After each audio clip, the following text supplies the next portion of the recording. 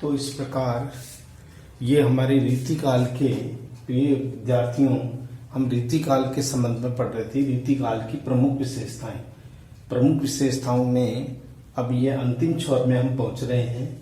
और रीतिकाल की प्रमुख जो विशेषताएं छंदों के रूप में हमने देखा कि काव्य को गय, यति, गति, कर्म आदि से संगीत के साथ जब भाव समा जाता है तो वहां छंद का प्रयोग किया जाता है। कवि केशवदास और अन्य रीतिकाल के कवियों ने सबसे ज्यादा छंदों का प्रयोग किया है। तो केवल केशवदास के काव्य को तो छंदों का अजायब घर भी कहा जाता है, क्योंकि उन्होंने इस तरह की रचनाएं की हैं। तो इसलिए देखिए, ये एक छंद का उदाहरण है जिसे हम कुंडलियां छंद कहते हैं। ये उदाहरण लिखा है कुंडली छंद का, कुंडलियां छंद, जिसमें दो जो मात्राएं हैं, ये तो दोहा है, दो पंक्तियों की जो है ये दोहा है और ये रोला है। दोहा और रोला से मिलकर के एक 24 मात्राओं का एक छंद बनता है जिसे कुंडली का नाम दिया गया है। ये कुंडली छंद है जिसमें हम केशवदास की ही रचना के विधान में किए कि जब वो प्रसंग है, राम और परशुराम का प्रसंग है। टूटे टूटन हार तरु वायु दीजे दोष, जो जो अब हर के धनुष को हम पर कीजिए रोष, हम पर कीजत रोष, काल गति जानी न पा जाई, ओन हार रहे मिटे मेटी न मिटाई, ओन हार रहे मेटी मद सबको छूटे, हाय तिनका ब्रज ब्रज तिनका है टूटे। कहने का मतलब होता है कि जो परशुराम जी जिस समय क्रोध करके जब राम उनका शिव जी का धनुष तोड़ देते हैं तो उस समय वो क्रोध गुस्सा प्रकट करते, उस समय लक्ष्मण जी का ये कथन है कि हवा की गति से कई बार तो टूट जाता है। इतना कमजोर था भगवान शिव का वो धनुष कि वो तो हवा की गति से ही टूट जाता है। भगवान भाई कृष्ण राम का क्या दोष है इसमें, है ना। हमने बचपन में बहुत सारे तोड़े थे धनुष। ये तो काल की गति है, समय की मांग है, कमजोर था, टूट गया, तो अब बिना मतलब उसका बखेड़ा क्यों करते हो। तो यहाँ पर ये संवाद के रूप में कवि ने छंद का प्रयोग किया है जिसे कुंडलियां छंद का नाम दिया गया है। अब आगे हम जो अगली विशेषता है उस विशेषता को हम पढ़ेंगे, श्लेष और यमक वर्णन की प्रधानता। अगला जो हमारा पॉइंट है 10वां पॉइंट, वो है श्लेष और यमक की प्रधानता। ये तो था छंद, और छंद विधान के बाद में अब आता है हमारा यमक और श्लेष अलंकार की। देखिए, ये सारी विशेषताएं रीतिकाल की उस समय की अवधि को बताता है कि रीतिकाल का जो समय था उसमें कौन कौन सी विशेषताएं जो आज भी देखने को मिलती है। तो वो है श्लेष एवं 10वां एवं यमक अलंकारों की प्रधानता। तो ये भी विशेषता है रीतिकाल में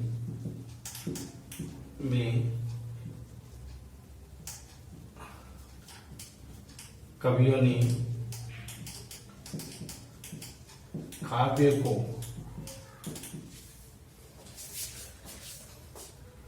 आकर्षक बनाने हेतु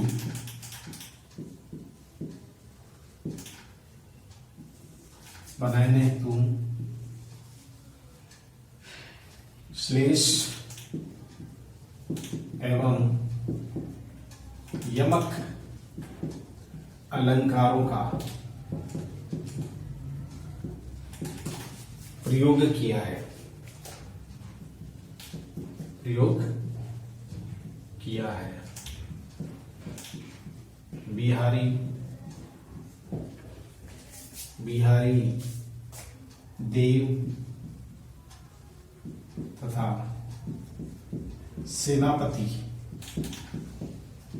सेनापति कवि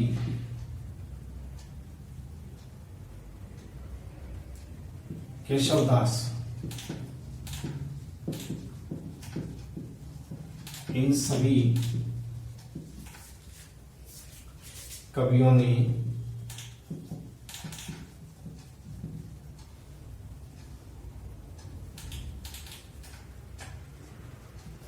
अलंकार का प्रयोग कर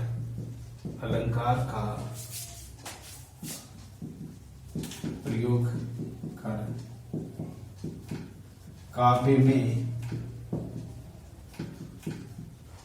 विशिष्टता ला दी है। उदाहरण देखिए, बिहारी का है, बहुत अच्छे उदाहरण केवल बिहारी के ही हैं, जो जैसे कनक ते सौगुनी, मादकता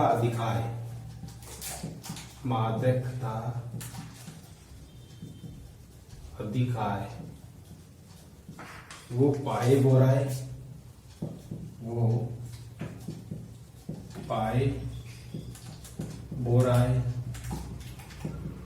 वा खाए बोराए,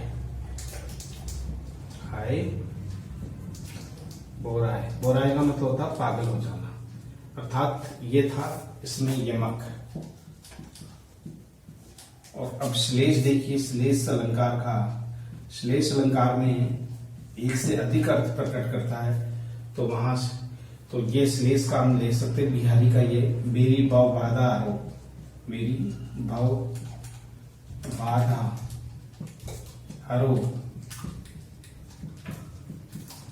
राधा नागरी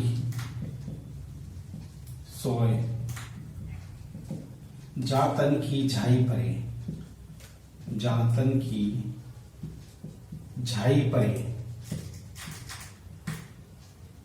शाम आरित दूती और।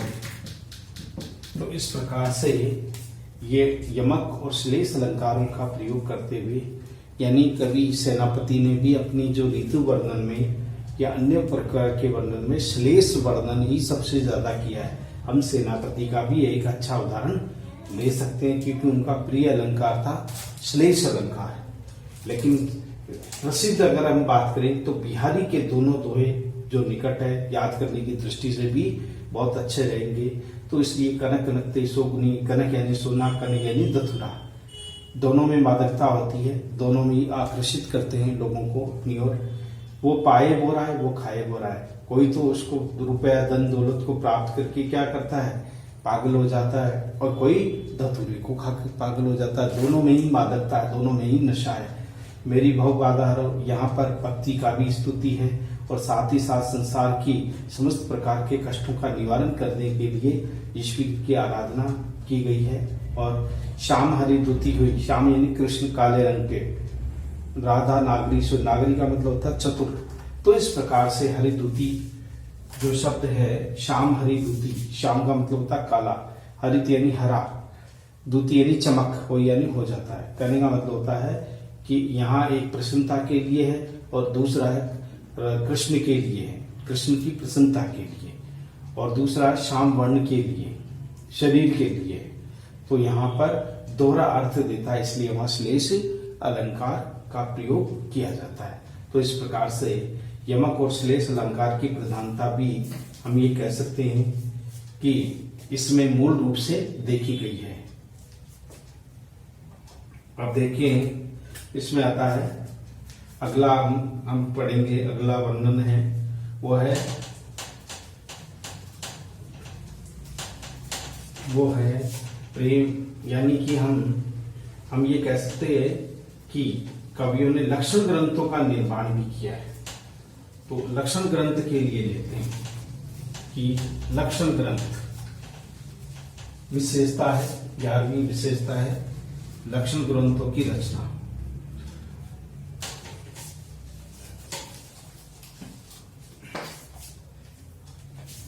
11वां लक्षण ग्रंथों का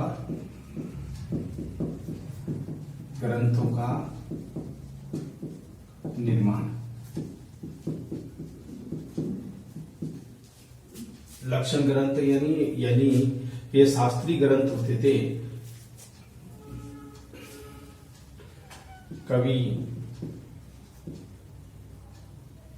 कवियों ने रीति काल को शिखर पर पहुंचाने के लिए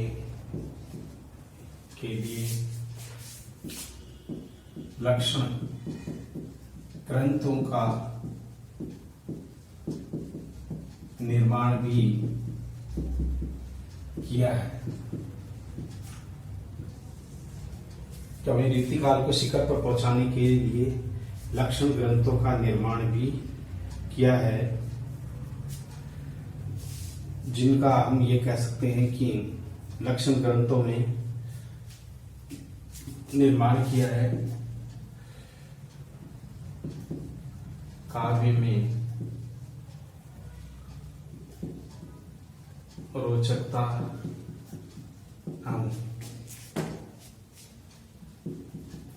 नायिका भेद वर्णन में ये सहायक रहे हैं।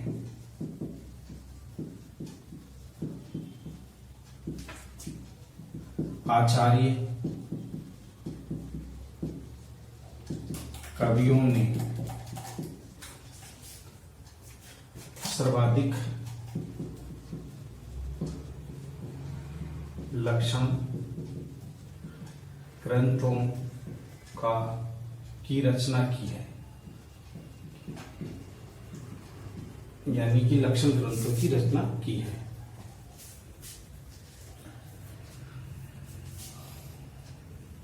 लक्षण ग्रंथों परंपरा के कारण कवियों को अधिक पहचान व सम्मान मिला है। केशव देव, पद्माकर आदि प्रमुख लक्षण ग्रंथकार है।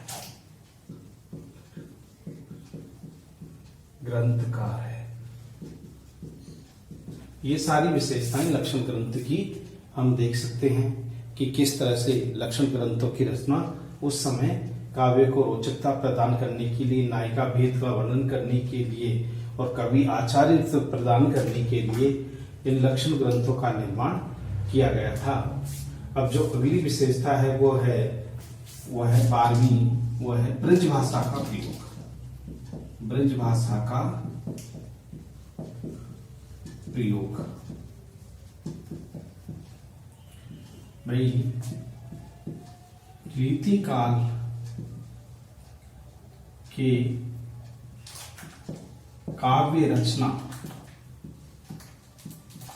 रीति काल की काव्य रचना की मूल भाषा ब्रज ही रही है, यानी ब्रज भाषा को सर्वाधिक महत्व दिया गया है। इसलिए ब्रज भाषा ही उस समय की मूल भाषा रही है, यानी कवियों ने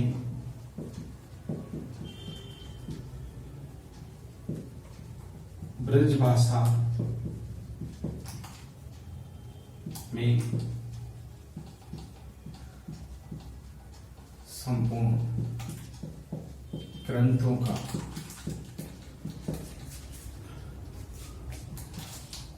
निर्माण किया है। यानी कि रीतिकाल के काव्य रचना की मूल भाषा ब्रज ही रही है और कवियों ने ब्रज भाषा में ही संपूर्ण ग्रंथों का निर्माण किया है। ब्रज भाषा में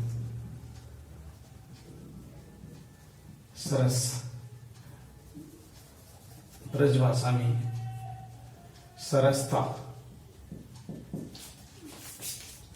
एवं सरलता, रागात्मक होने के कारण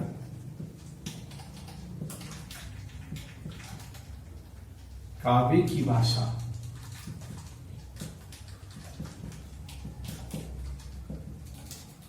बनी। सभी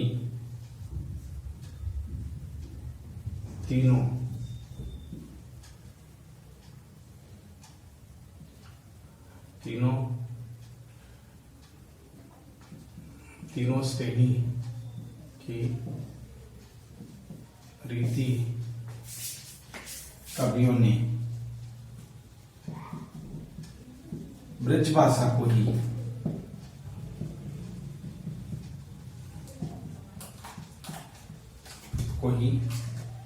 अपनाया। यानी रीतिकाल की काव्य रचना की मूल भाषा ब्रज ही रही है। कवियों ने ब्रज भाषा को संपूर्ण ग्रंथों का निर्माण किया है। ब्रज भाषा में सरसता, सरलता, रागात्मक होने के कारण काव्य की भाषा बनी। सभी तीनों से रीतिबद्ध, रीतिसिद्ध और रीतिमुक्त जितने भी कवि थे, कवियों ने ब्रज भाषा को ही अपनाया है। यानी रास की भाषा, रास लीला की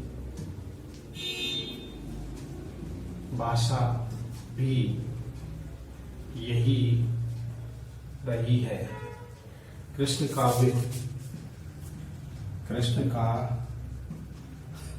संपूर्ण काव्य ब्रज भाषा की ही देन है। कृष्ण काव्य, रासलीला की भाषा भी यही है रही है। कृष्ण काव्य का संपूर्ण काव्य भाषा की ब्रज भाषा को ही की ही देन है।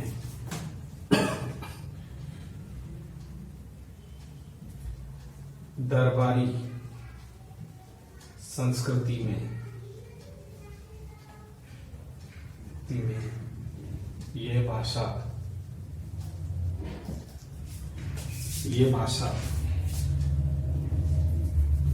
दरबारी संस्कृति में यह भाषा सर्वाधिक सम्मानित भाषा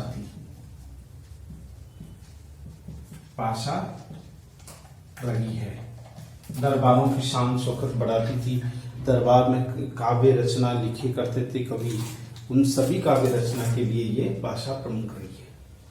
तो ये यहाँ तक हो गया। अब इसका मैं उदाहरण बताता हूँ कि अब इसमें ब्रज भाषा का किस तरह से एक उदाहरण है। ब्रज भाषा के संबंध में कवि देव ने उसके लिए कहा है, क्या कहते हैं, उदाहरण देखिए।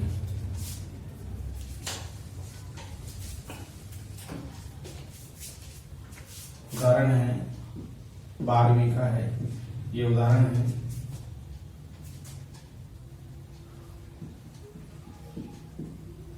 नेही महा ब्रज भाषा परवीन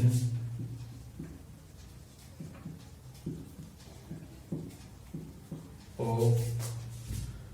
सुंदरतानी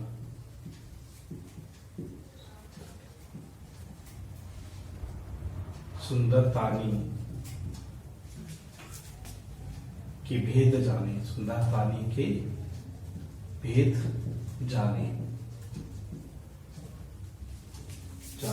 भाषा परवीन, भाषा परवीन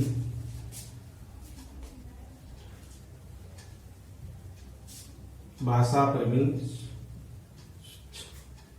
भाषा प्रवीण, स्वच्छा सदा रहे, सदा रहे, धन जी कवित्व बखाने, धन जी कवित्व बखाने, बखाने।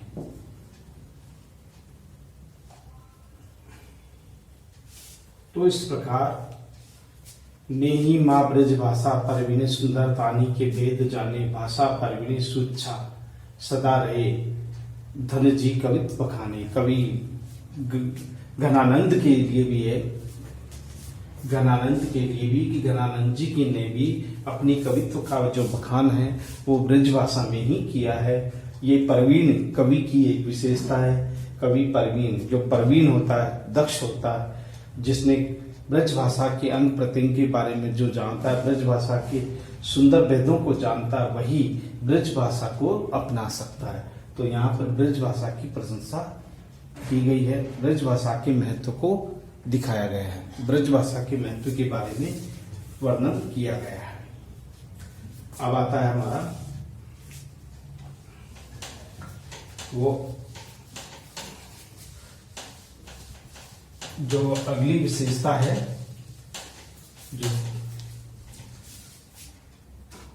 वो विशेषता है अतिशयोक्तिपूर्ण वर्णन।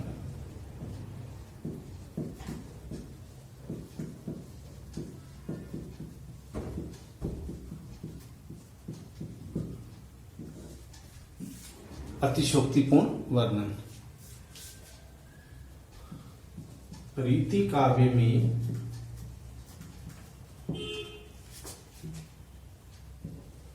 कवियों ने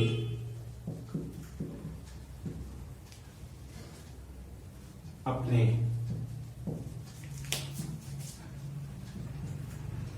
आश्रय दाताओं के गुणों को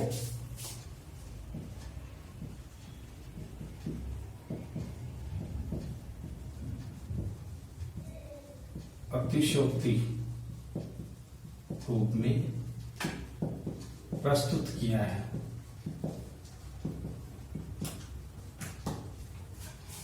अतिशयोक्तिपूर्ण रूप से पसंद केवल ने आश्रयदाताओं के अतिशयोक्तिपूर्ण रूप से प्रस्तुत किया है। रीति काव्य में किसी भी बात को कहने के लिए, कहने या प्रकट करने के लिए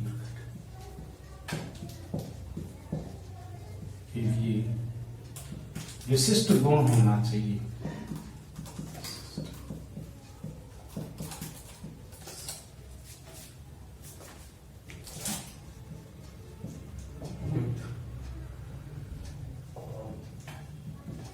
बढ़ा चढ़ाकर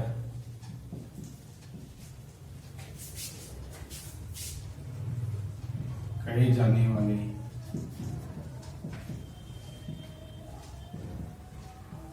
शब्दों का बखान होना चाहिए। ये सारी विशेषताएं रीति काल के कवियों ने अपने काव्याश्रयदाताओं के गुणों को अतिशयोक्तिपूर्ण रूप से प्रस्तुत किया है। रीति काव्य में किसी भी बात को कहने या प्रकट करने के लिए विशेष गुण से युक्त उसे बढ़ा चढ़ाकर कहे जाने वाले शब्दों का बखान होना चाहिए। वहां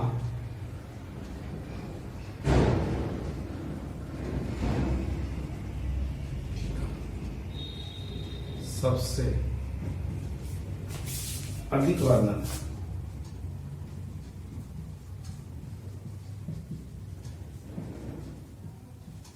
बिहारी ससे किया है। जैसे नायिका की सुध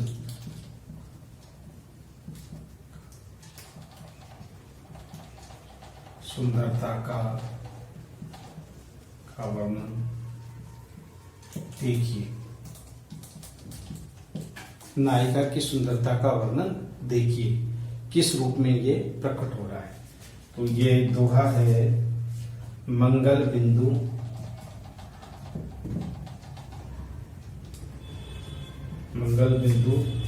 सुरंग मुख शशि केसरी आड़ गुरु एक नारी लही यानी ग्रहण करती है। लही संग रस में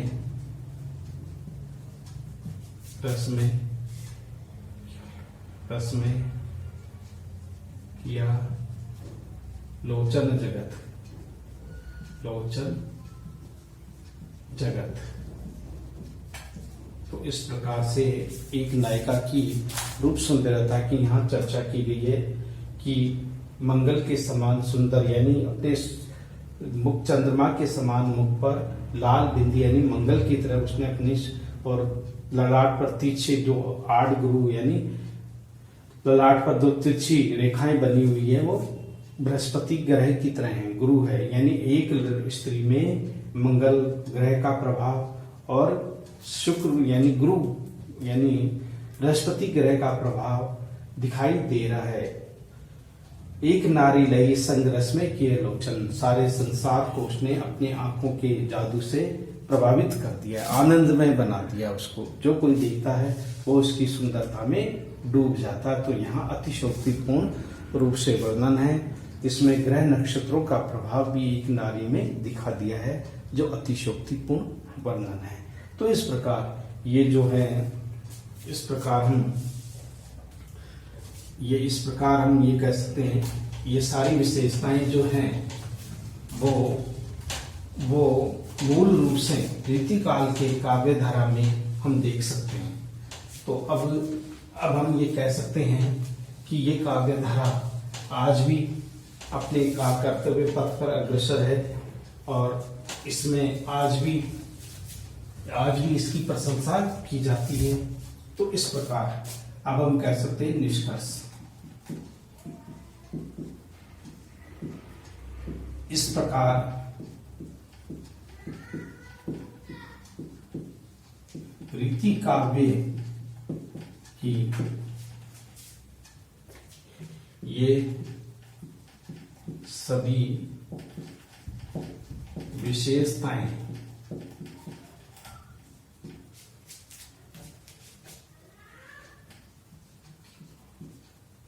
तीनों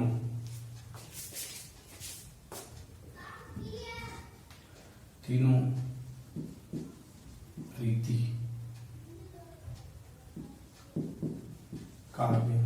काव्य के कवियों की विशेषता को प्रकट करती है।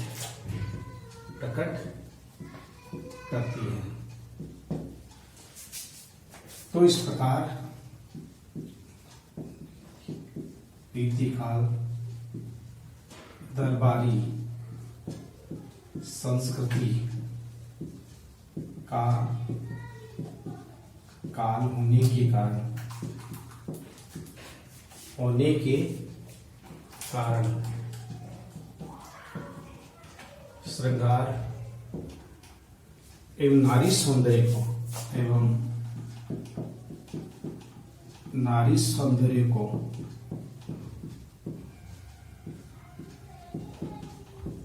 प्रमुखता दी गई है। इसमें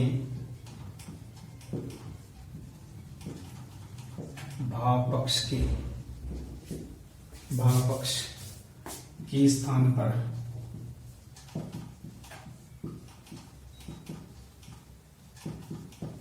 कला पक्ष महत्वपूर्ण बन गया है, महत्वपूर्ण बन गया है।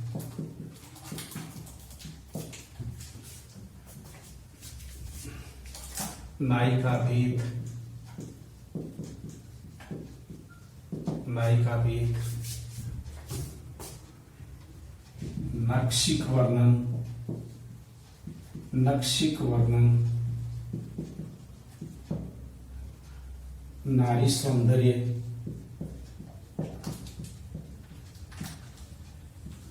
को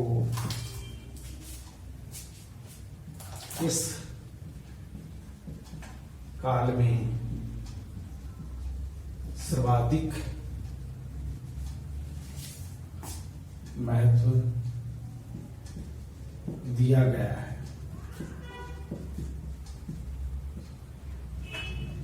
यह काल 1700 से 1900 तक की काल का युग माना जाता है। साहित्य माना जाता है। तो इस प्रकार रीति काव्य की ये सभी विशेषताएं तीनों काव्यधारा के कवियों की विशेषता को प्रकट करती है, यानी रीतिबद्ध, रीतिसिद्ध और रीतिमुक्त। रीतिकालीन दरबारी संस्कृति का काल होने के कारण श्रृंगार एवं नारी सौंदर्य को प्रमुखता दी गई। इसमें भाव पक्ष के स्थान पर कला पक्ष को महत्वपूर्ण बन गया है। नायिका भेद, नक्षिक वर्णन, नारी सौंदर्य को इस काल में सर्वाधिक महत्व दिया गया है। ये काल 1700 से 1900 का युग माना जाता है। तो अनेक इस प्रकार यह युग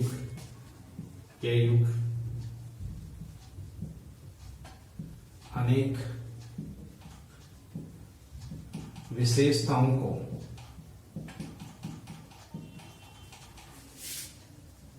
बताने वाला युग है, अनेक विशेषताओं को दर्शाने वाला ये युग है।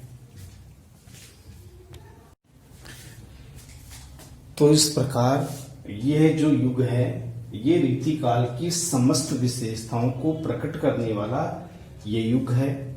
तो इस प्रकार ये युग समस्त विशेषताओं को, जो रीतिकालीन विशेषताएं हैं, उन विशेषताओं को प्रकट करने वाला एक महत्वपूर्ण युग है। तो इस प्रकार ये हमारा आज का जो पाठ था, जो हमने आज जिन रीतिकालीन काव्य की विशेषताएं जो हमारी परीक्षाओं में अक्सर पूछा जाता है, तो इसकी विशेषताओं के संबंध में हमने पढ़ा।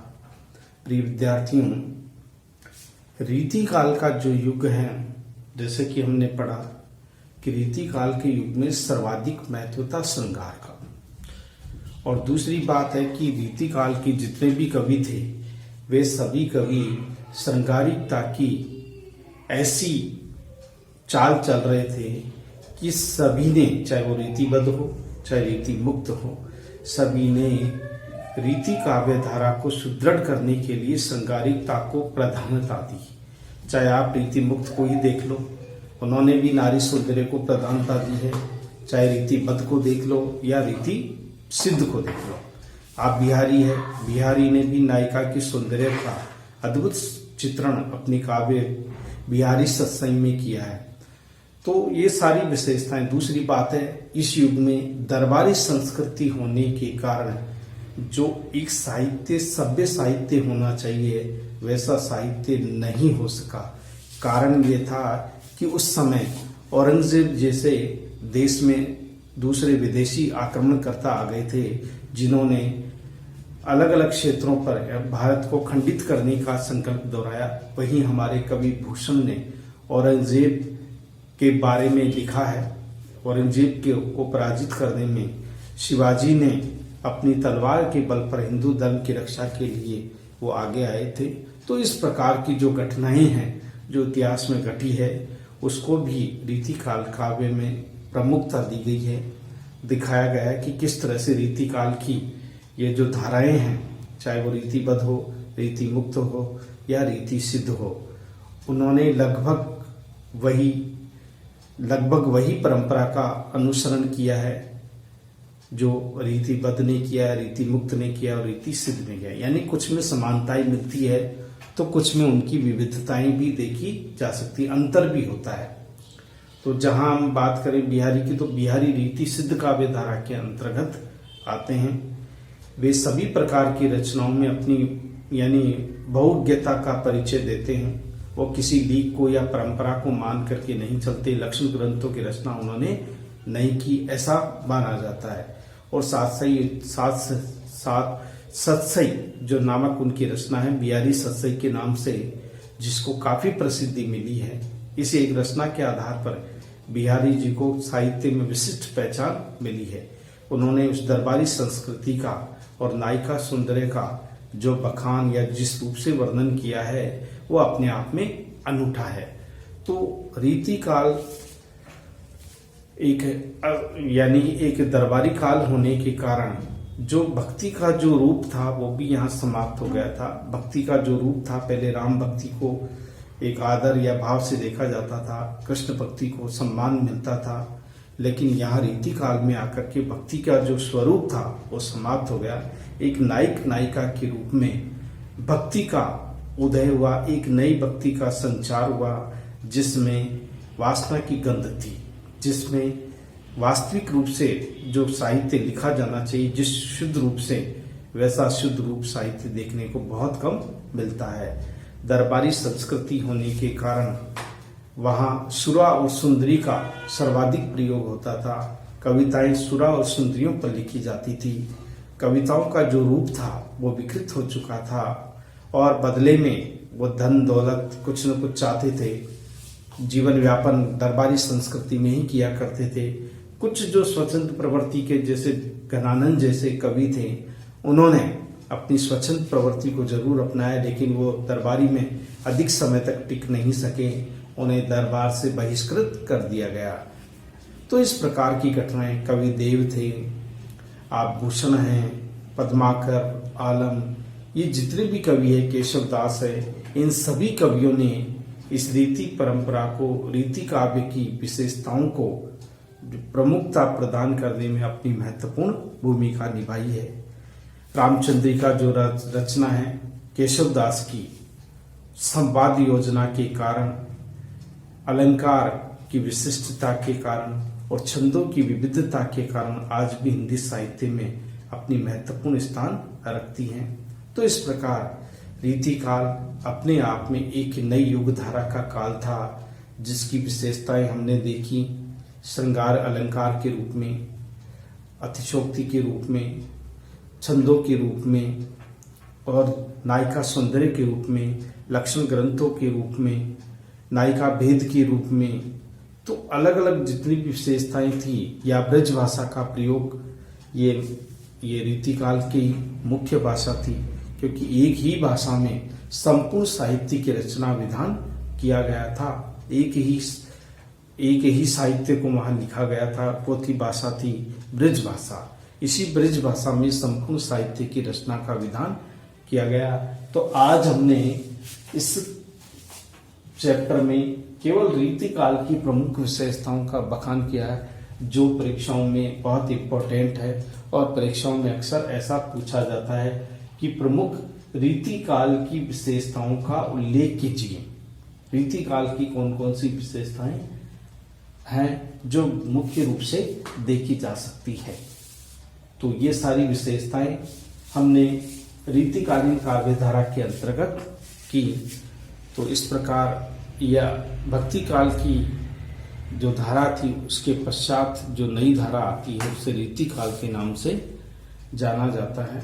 एक विशिष्ट पद्धति, एक शैली और एक नवीन भाषा का जो रूप है, वो इस काव्य की एक प्रमुख विशेषता को हम कह सकते हैं, एक प्रमुख विशेषता हम मान सकते हैं। तो इस प्रकार की विद्यार्थियों, आप इस क्वेश्चंस को अपनी अच्छी तरह से याद रखें। परीक्षा की दृष्टि से बहुत इम्पोर्टेंट क्वेश्चन है, इस तरह से पूछा जाता है। तो आज हमारी जो कालांश है वो कालांश यहीं पर समाप्त होती है। अगले जो हमारे कवि हैं और महत्वपूर्ण जो हमारे क्वेश्चंस हैं उनके बारे में हम चर्चा करेंगे। तब तक के लिए थैंक यू वेरी मच।